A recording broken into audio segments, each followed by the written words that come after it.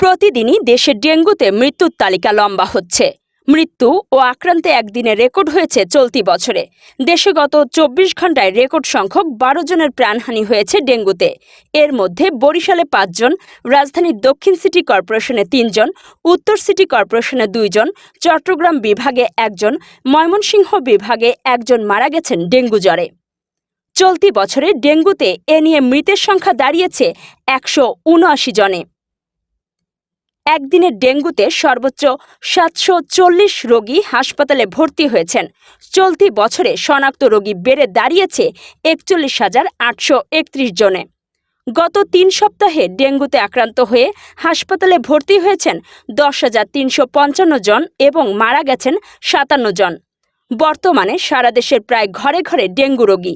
এই পরিস্থিতিতে হাসপাতালে চিকিৎসা দিতে গিয়ে হিমশিম খাচ্ছেন চিকিৎসক ও স্বাস্থ্যকর্মীরা। রোববার স্বাস্থ্য অধিদপ্তরের হেলথ ইমার্জেন্সি অপারেশন সেন্টার ও কন্ট্রোল রুম থেকে পাঠানো ডেঙ্গু বিষয়ক নিয়মিত সংবাদ বিজ্ঞপ্তিতে এ তথ্য জানানো হয়। বিজ্ঞপ্তিতে বলা হয়, গত ২৪ ঘন্টায় যারা ডেঙ্গু আক্রান্ত হয়ে হাসপাতালে ভর্তি হয়েছেন তাদের মধ্যে বরিশাল বিভাগে ১৬৫ জন, চট্টগ্রাম বিভাগে ৭৭ জন, ঢাকা বিভাগের অন্যান্য জেলায় ১৪৭ জন।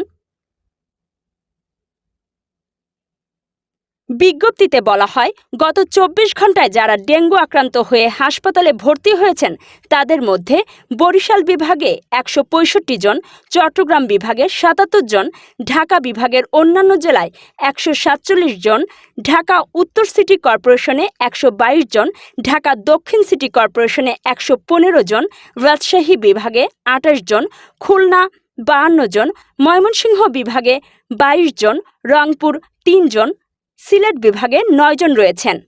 গত ২৪ ঘন্টায় ৬৮৩ ডেঙ্গু রোগী সুস্থ হয়ে হাসপাতাল থেকে বাড়ি গেছেন।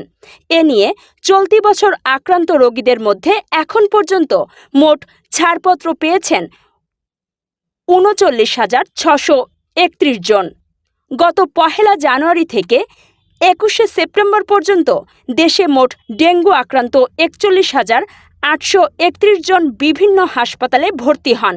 এদের মধ্যে ৬০.৩% পুরুষ এবং ৩৯.৭% নারী।